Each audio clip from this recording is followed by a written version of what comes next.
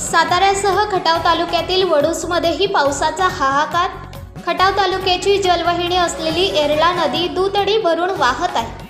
मान्सूनपूर्व पाऊस खटाव तालुक्यात मोठ्या प्रमाणात पडल्यामुळे खटाव तालुक्यातील नागरिकांची व शेतकऱ्यांची तारांबळ झाली। काही ठिकाणी एकसारखा तर काही ठिकाणी ढगफुटी सदृश्य पाऊस पडला आहे।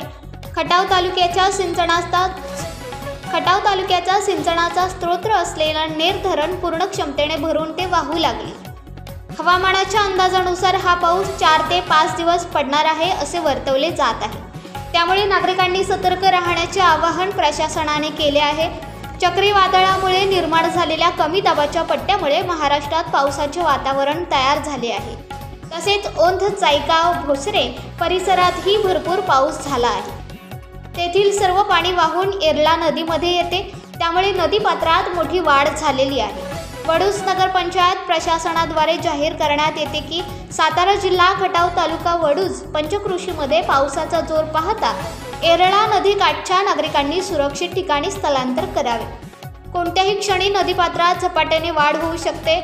दरम्यान कोल्हापूर पद्धतीचे सर्व बंधारे पाण्याखाली गेले आहेत। नागरिकांना सावधानतेचा इशारा म्हणून गरज असेल तरच बाहेर पडा। पुलावरून पाणी वाहत असताना 4 चाकी व दुचाकी गाडी पाण्यामध्ये घालू नका, असे नगरपंचायत प्रशासनाद्वारे सांगितले गेले।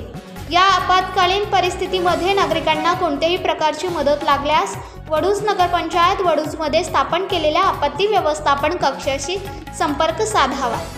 स्वराज लाईव्हसाठी प्रतिनिधी दिलीप फडतरे, सातारा।